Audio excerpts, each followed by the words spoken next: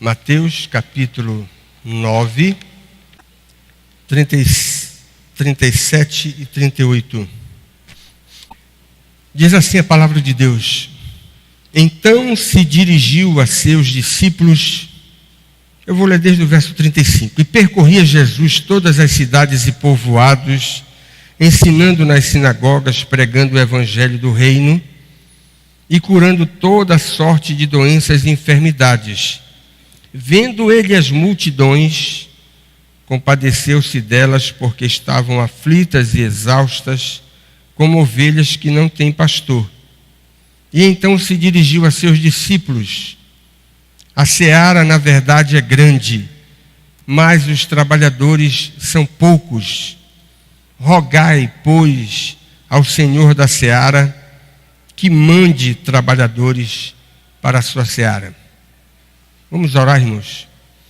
Senhor, mais uma vez nós queremos te agradecer pela bênção de estar aqui hoje à noite na tua casa, para te dar graças por tudo aquilo que o Senhor nos tem dispensado de forma tão generosa, cobrindo as nossas vidas com bênçãos inestimáveis. E te agradecemos especialmente pela salvação. Louvamos o teu nome, Senhor, por esse dom tão maravilhoso, especialíssimo, que tem dado o verdadeiro sentido à nossa existência.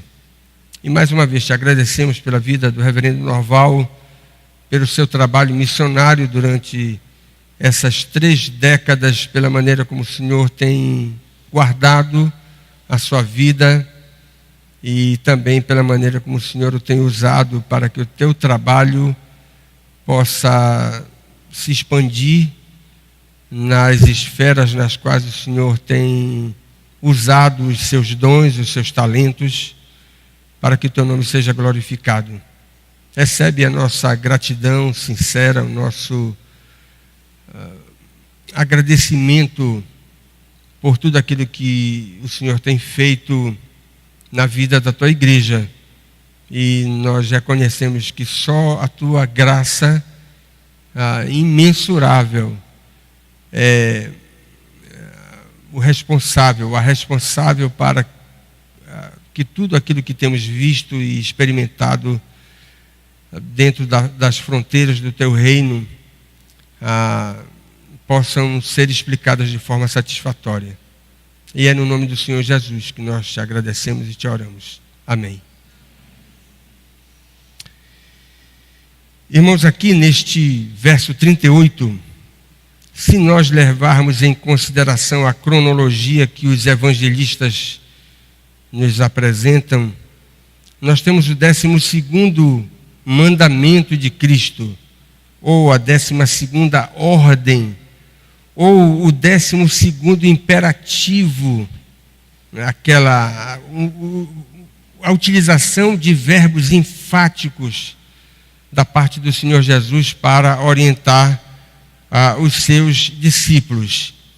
E aqui, neste texto, nós temos, na verdade, o resumo da trajetória ministerial do Senhor Jesus, conforme os evangelistas nos apresentam. É uma repetição daquilo que nós já temos em Mateus, capítulo 4, 23. Os verbos são os mesmos.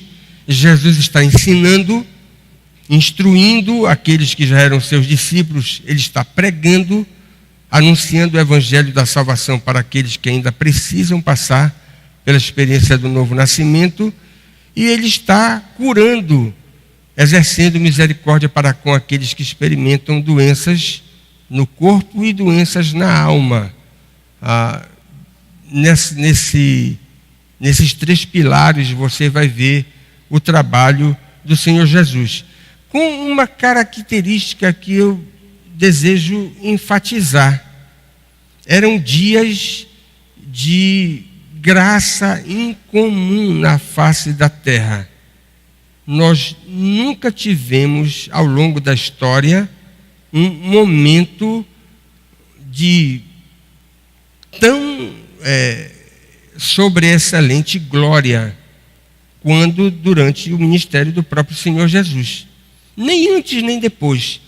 Antes de Cristo nós tivemos vários reavivamentos, manifestações extraordinárias da graça de Deus sobre a vida daqueles que professavam a verdadeira religião. Depois também na história da igreja nós temos inúmeros momentos, mas reconhecidamente o tempo que Jesus passou exercendo o seu ministério na face da terra é o período mais glorioso que nós temos na história do mundo. E simplesmente pela razão de que nós estamos lidando com a pessoa do próprio Salvador, o Verbo encarnado. Portanto, naqueles dias incomuns, Jesus estava realizando o seu ministério terreno. E ele introduz, eu quase canto a pedra aí, sentado no banco que a Leide estava falando aqui, disse, olha, ele não escolheu. O que foi que a Leide disse? Não escolheu? Árvores, como é que é? Árvores. Eu quase canto. Ele não escolheu anjos. Irmãos, com absoluta certeza, os anjos fariam um trabalho ministerial melhor do que João Calvino, melhor do que Lutero, melhor do que John Owen, melhor do que John Knox, Spurgeon, melhor do que todos nós, juntos. Mas ele escolheu obreiros. Poderia designar anjos para o exercício da chamada de pecadores ao arrependimento e à fé. Mas não vou fazer isso. Na determinação divina, ele decidiu vocacionar obreiros para o seu trabalho. E aqui você tem o segundo grande discurso de Jesus Cristo no Evangelho de Mateus, que começa aí no verso 35 e vai terminar lá no capítulo 11. Todo o capítulo 10, e no capítulo 11, verso 1, você tem o final do segundo discurso, cujo objetivo desse segundo grande discurso, Mateus registra 5 grandes discursos de Jesus. 2 você conhece muito bem, que é o Sermão do Monte e o Sermão Escatológico lá do capítulo 24 e 25 do Evangelho de Mateus. O objetivo, portanto, desse segundo discurso é dar instrução a um grupo específico de discípulos acerca do trabalho ministerial. E o objetivo de Jesus ao instruir esses discípulos acerca de vocação é porque dentre aqueles que ele vai chamar para serem crentes, ele vai separar alguns para um ministério especial de liderança, que são os apóstolos. E os discípulos precisam ser treinados sobre o que significa vocação, para que eles possam então responder adequadamente ao chamado do Mestre para o exercício dessa função tão distintiva de exercer a liderança espiritual dentro do povo de Deus. Portanto, eles devem fazer, é muito interessante isso, no tratamento de Jesus diz o seguinte, olha, vocês devem fazer aquilo que o Mestre faz. Mas olha que coisa interessante, vocês devem também sentir como o Mestre sente. E vocês devem orar como o Mestre ora. Se você for ver lá em Lucas capítulo 6, verso 12, depois dessas instruções, Jesus foi para o monte, passou a noite toda orando a Deus. Ele já tinha mais ou menos 1 ano e meio de ministério terreno. Passou a noite toda em vigília, intercedendo ao Pai, para que no raiar do dia ele pudesse escolher 12 para fazer parte do colégio apostólico. Vocês devem fazer o que o Mestre faz, sentir o que o Mestre sente e também orar como o Mestre ora. O título da mensagem de hoje à noite é Clamem por obreiros. É o que você tem aí no verso de número 38. Nesse mandamento, Jesus revela muito sobre a natureza e a importância da vocação para o ministério. Jesus não está tratando aqui de conversões. Ele está tratando de crentes que são chamados para o exercício da liderança dentro do povo de Deus. A figura do verso 36 demonstra isso. E a pergunta é: o que Jesus nos ensina sobre vocação nesse texto? E eu queria ver alguns aspectos sobre isso. A primeira coisa que Jesus nos ensina é que a vocação é uma função necessária. Os ofícios de liderança são indispensáveis para que o reino de Deus avance. O povo de Deus não pode ficar sem líderes que sejam capacitados por Deus para o exercício da autoridade dentro do próprio rebanho. O texto a seguir, veja no capítulo 10, no verso de 1 a 4, você tem Jesus escolhendo os apóstolos. Mostra que, no meio daqueles que eram reconhecidamente já discípulos de Jesus, ele escolhe alguns para uma função especial, e que são denominados de apóstolos ou enviados, pessoas com uma capacitação diferenciada para o exercício de funções que os demais discípulos não iriam exercer. E nos chama a atenção que Jesus não chamou para o apostolado pessoas perfeitas. E esse é um detalhe muito interessante do relato dos evangelistas. Eles poderiam esconder aqueles defeitos dos homens que fizeram parte daquele círculo íntimo de Jesus, mas os evangelistas não fazem isso. No relato que eles fazem do ministério terreno do Senhor Jesus, em muitos momentos os próprios evangelistas vão dizer que os apóstolos são homens descritos muitas vezes com imperfeições desconcertantes,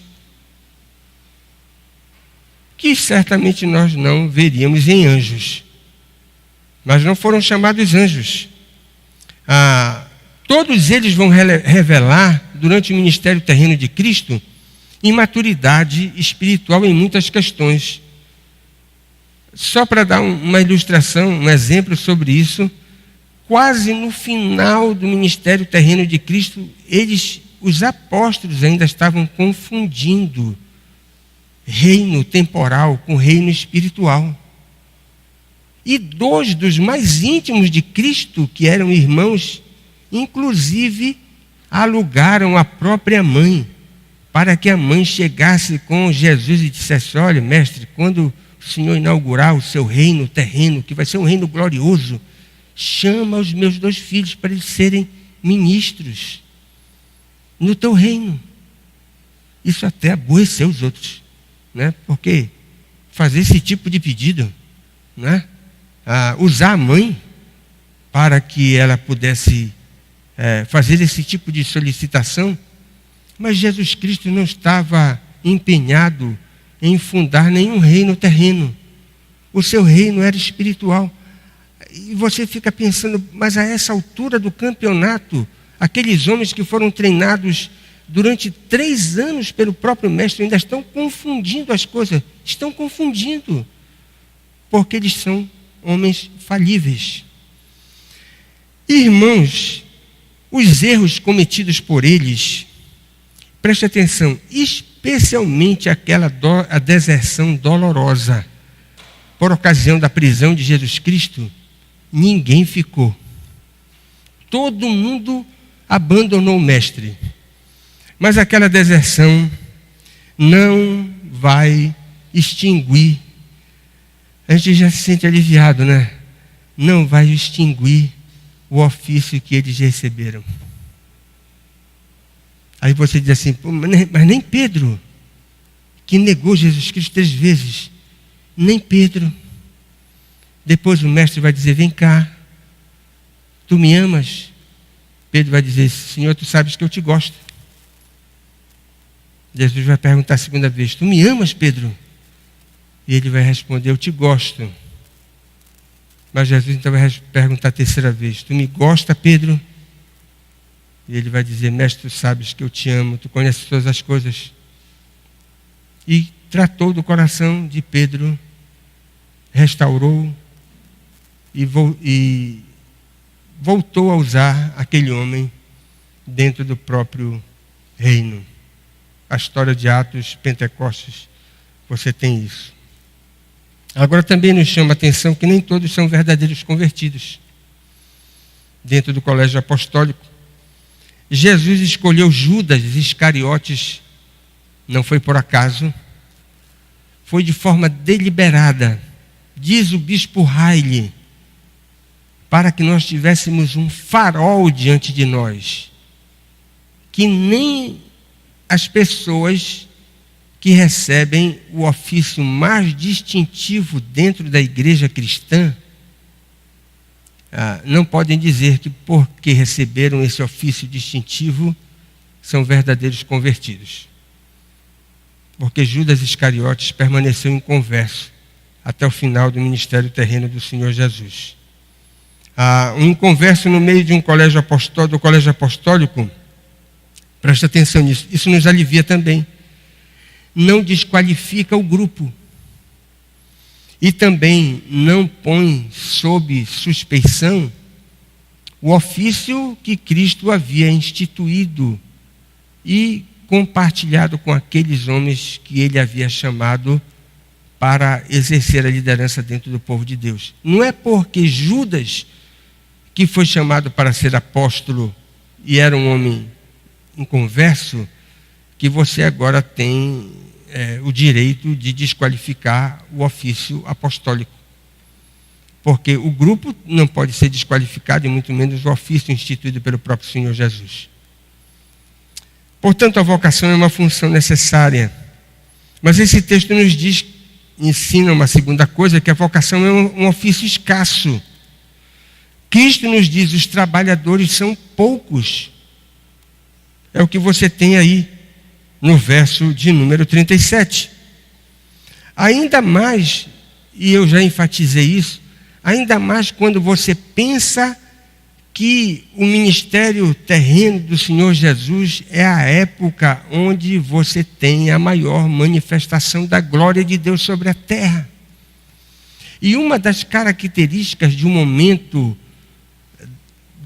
da vida da igreja, quando você tem um bom vigor espiritual, é que vocações são chamadas, acontecem, aparecem nesses momentos de vigor espiritual. Quando você tem a igreja passando por períodos de escassez espiritual, de aridez, você tem um desaparecimento de vocações.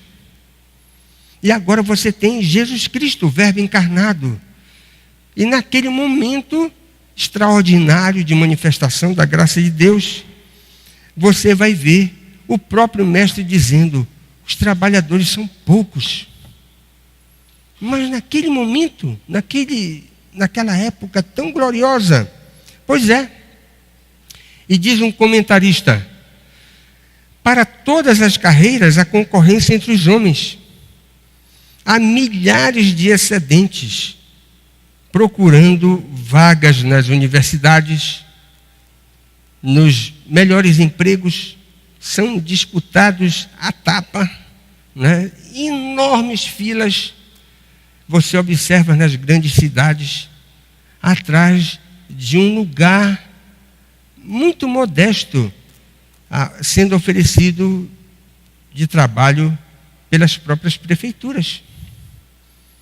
Mas para o ministério, a mais urgente de todas as vocações, diz o comentarista, poucas pessoas aparecem. A explicação primária da escassez você tem no próprio texto, veja aí. No verso 37. É porque a seara é grande. A dimensão é surpreendente do canteiro que tem diante da igreja para ser trabalhado.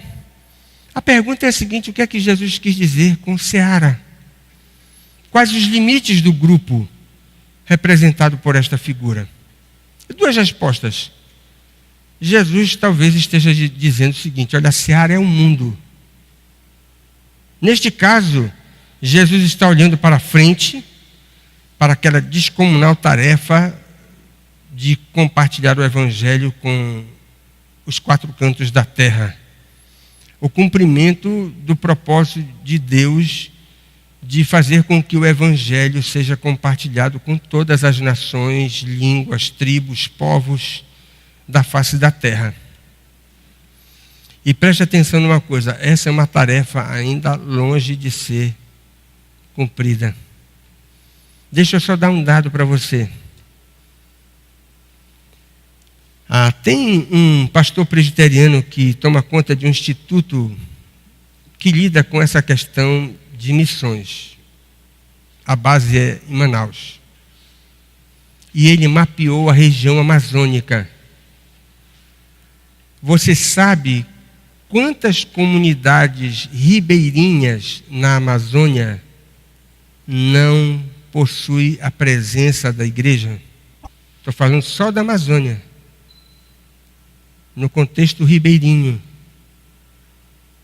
nós temos 30 mil, é isso mesmo que você ouviu, 30 mil comunidades ribeirinhas na Amazônia sem a presença do Evangelho.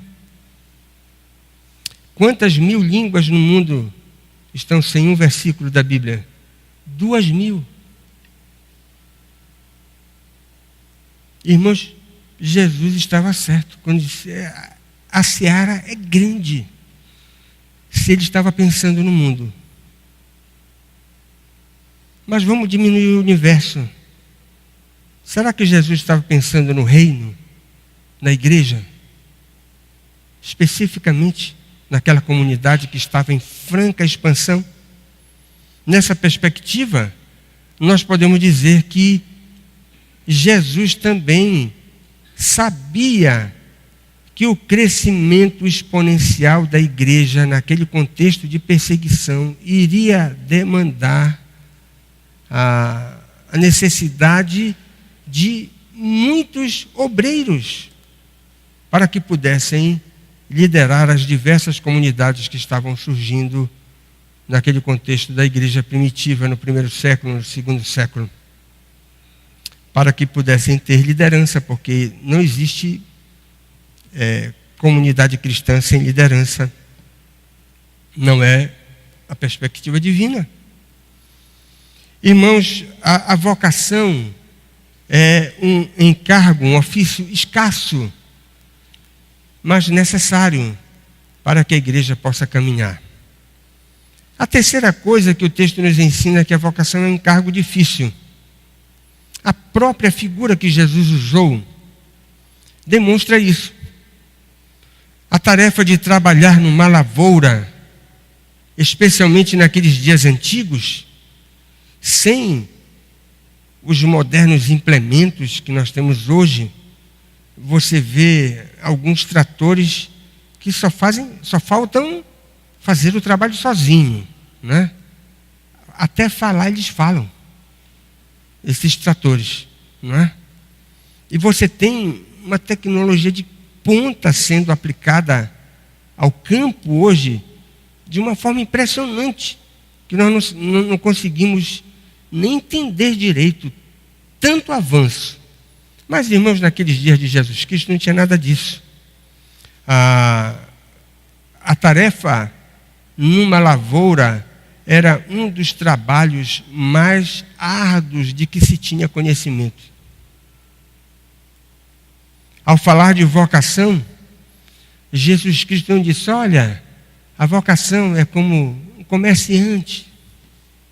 A vocação é como um ator. Muito menos Jesus Cristo disse: olha, exercer a vocação é como fazer política. E já tinha político naquela época. E dos piores também, né? Jesus não comparou com político, nem com comerciante, nem com ator. Jesus comparou a vocação para o ministério como alguém que trabalha numa lavoura. E o detalhe interessante é que o apóstolo Paulo vai copiar o mestre e, ao falar de ministério, ele vai empregar a mesma figura. Lá em 2 Timóteo, capítulo 2, o verso 6, você tem o apóstolo Paulo falando a Timóteo, que era um jovem pastor, sobre a sua vocação como sendo alguém que trabalha numa lavoura. Todas as instruções que você tem no capítulo seguinte, no capítulo 10, dê uma olhada. Veja se você encontra moleza aí. Não tem moleza no capítulo 10. E todas essas coisas, Jesus fez questão de deixar muito claro para aqueles que ele estava chamando para o exercício da autoridade, no caso dos apóstolos, para que eles tivessem uma perfeita compreensão do trabalho para o qual eles estavam sendo chamados. Jesus Cristo diz: não há recompensas temporais envolvidas nesse chamado, nessa vocação. Preste atenção que Jesus não fala de vantagens materiais, não fala de fama, não fala que eles vão exercer poder, ou de qualquer outra coisa que possa encantar ou seduzir os candidatos. Não fala sobre isso. Há estímulo, é verdade. E o estímulo é o seguinte: se vocês exercerem o chamado vocacional da forma correta, vocês vão imitar o próprio mestre que os chamou. Esse é um estímulo. Há recompensas, é verdade.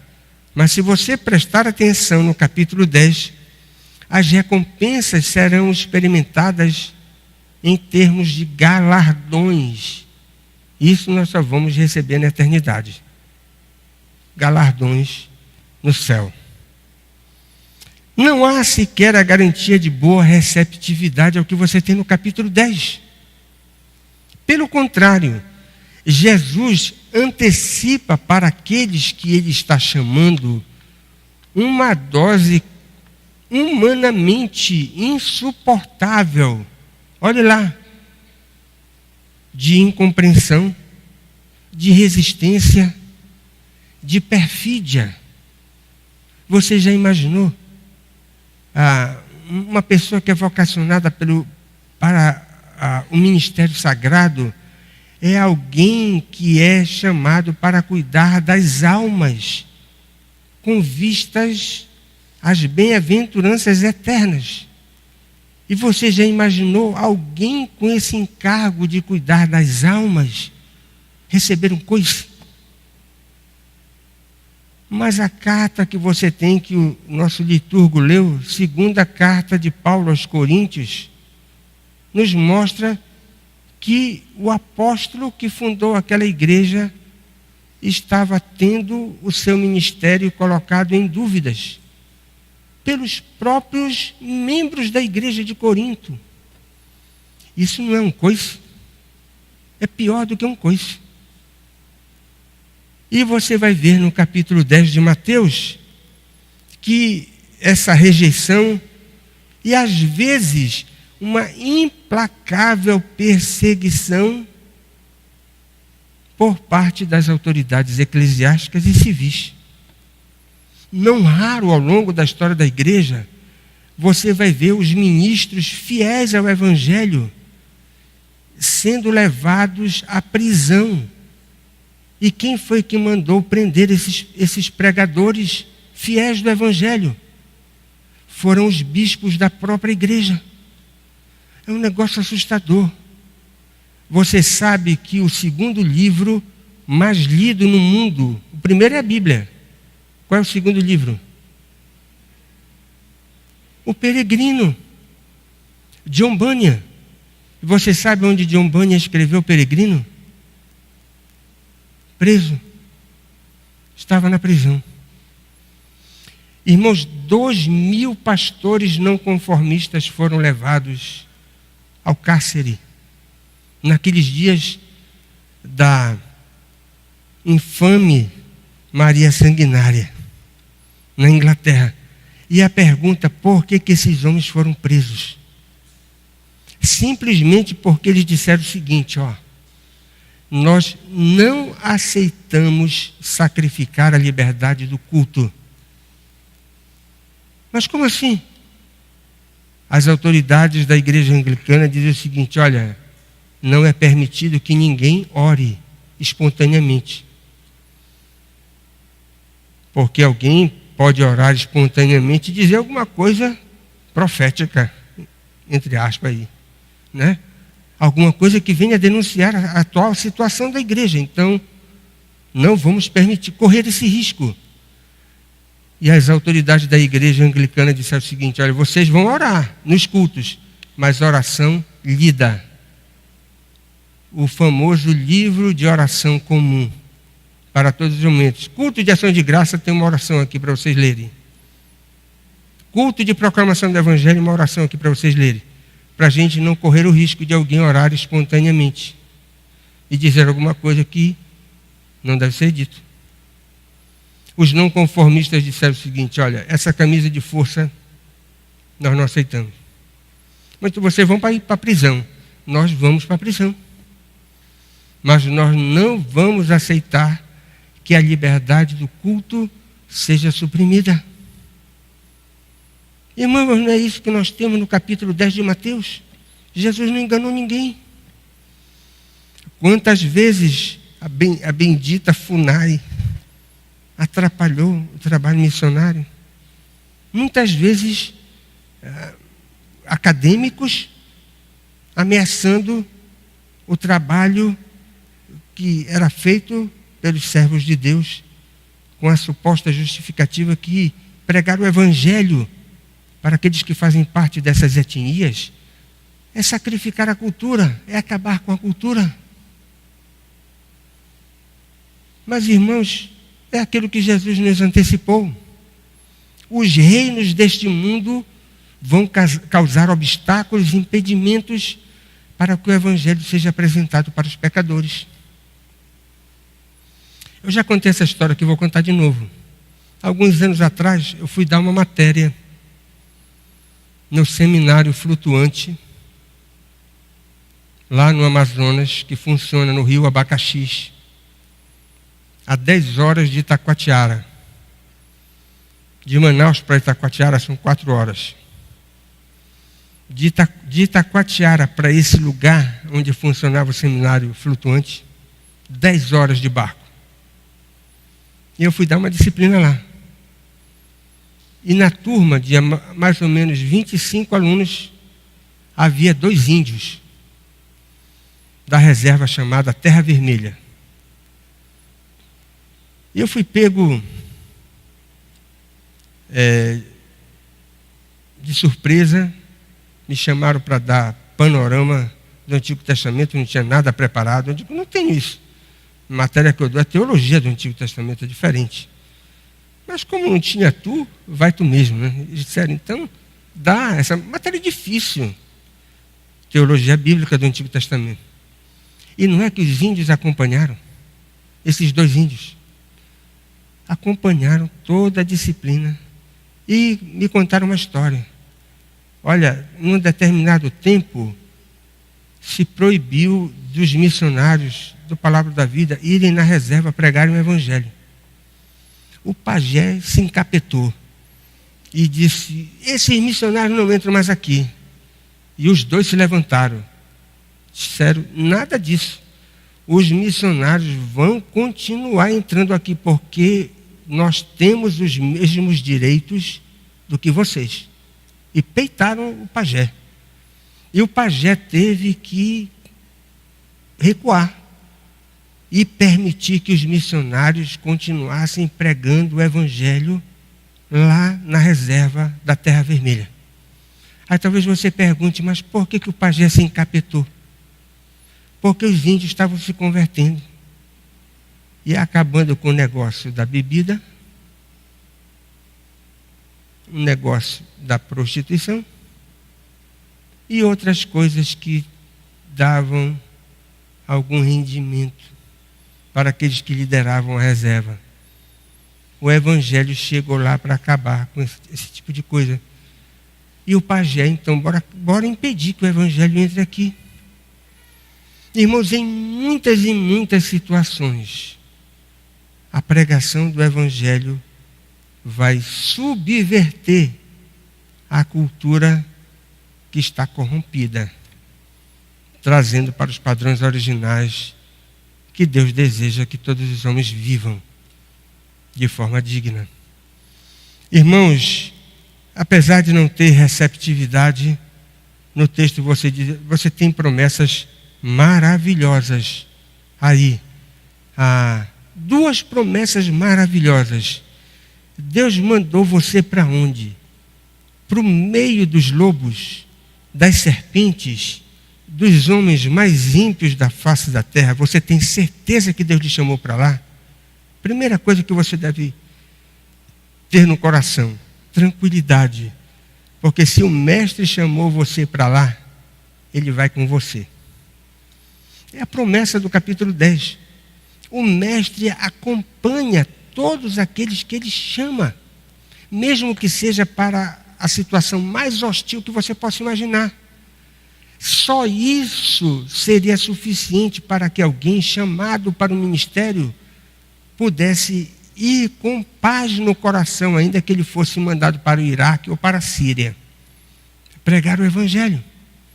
Mas o texto nos dá uma segunda grande promessa. Ele diz: olha, você, quando for chamado para responder sobre a sua vocação diante de todas as autoridades constituídas, você deve ficar tranquilo, porque os seus lábios serão abençoados. O Espírito Santo vai falar por você. Irmãos, essa não é uma promessa maravilhosa? Não fiquem preocupados com aquilo que vocês terão que fazer, falar. Porque naquela hora da crise, o Espírito Santo vai abençoar vocês com as palavras que vocês devem falar. Não apenas a companhia do Mestre, mas as operações graciosas do Espírito Santo. São coisas que nós encontramos aqui em Mateus capítulo 10. Por último, irmãos, o texto nos ensina que a vocação é um chamado de Deus. A essência do mandamento reflete isso. É um encargo tão sublime que só Deus pode decidir quem deve ser nomeado para trabalhar na seara. Sabe o que aqui isso significa? Vocação não é uma pessoa com as melhores das intenções que se apresenta para trabalhar na seara do reino de Deus. Vocação não é autonomeação. Mas vamos imaginar, vamos marcar uma assembleia aqui e vamos escolher 2 crentes dos melhores que nós acharmos dentre nós, para que possam seguir para o ministério. Mas preste atenção, vocação não é designação da igreja. Vocação é chamado de Deus para um trabalho que só pode ser realizado com a capacitação divina. O homem mais sincero e piedoso da face da terra não tem permissão para decidir por si próprio trabalhar na seara do reino de Deus. A vocação é algo muito mais delicado do que simplesmente uma pessoa profundamente sincera e interessada em apresentar o evangelho para o mundo perdido. Isso não é suficiente.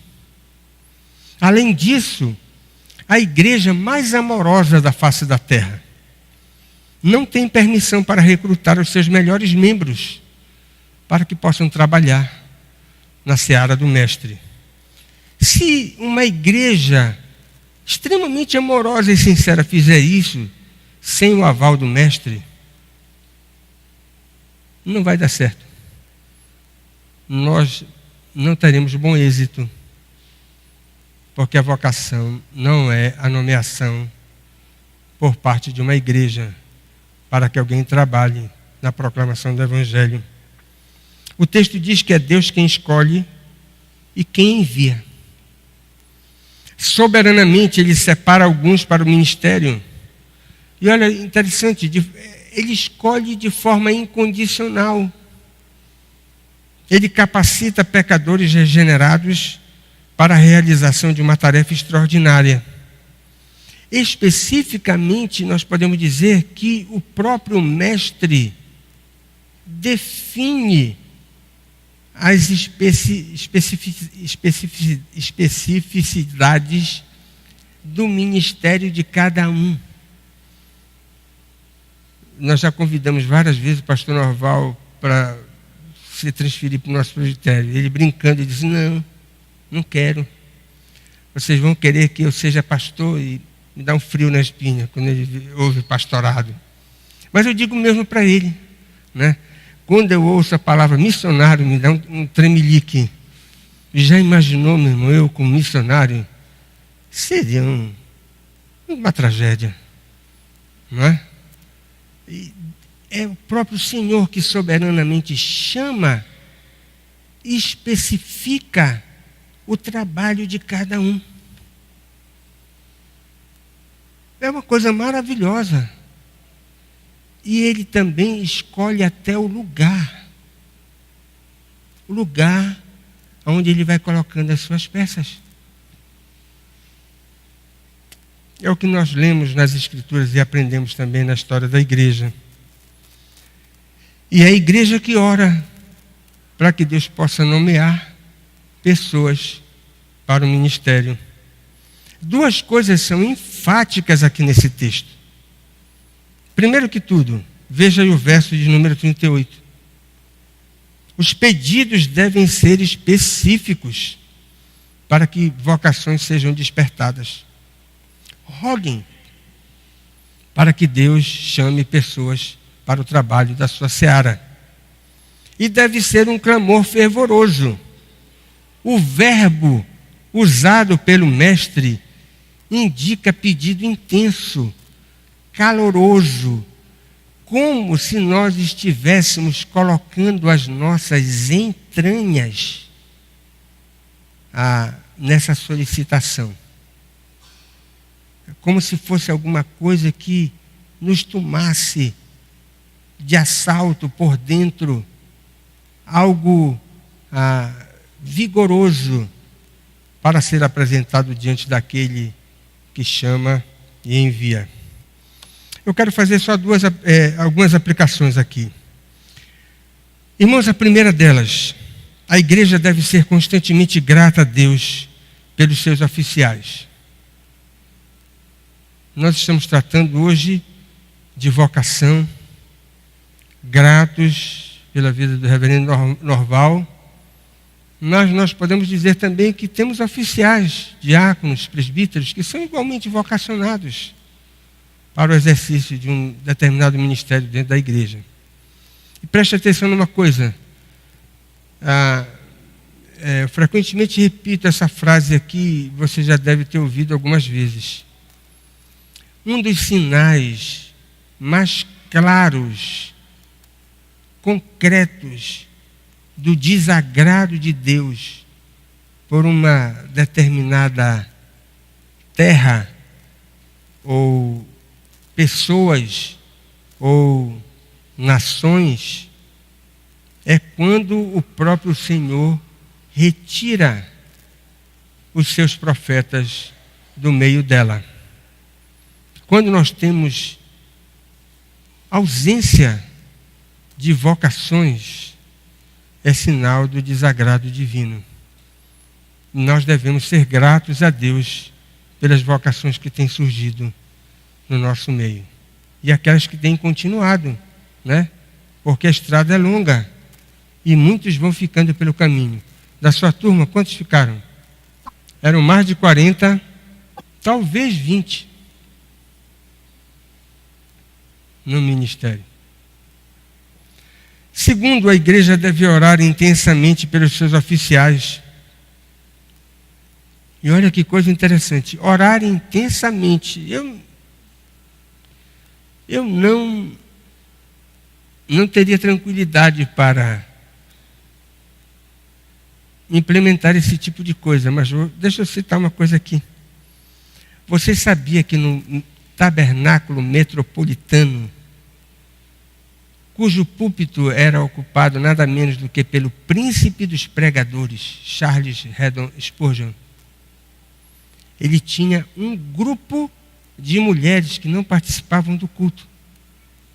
Onde é que essas mulheres estavam? Elas estavam numa sala de oração, orando pelo pregador. Já imaginaram um negócio desse? A igreja deve orar por aqueles que são chamados para esse trabalho.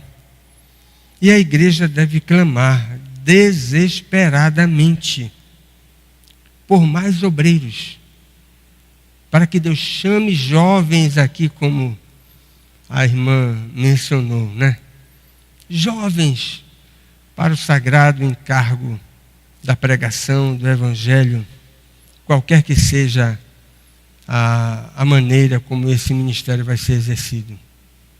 Essa é a nossa oração.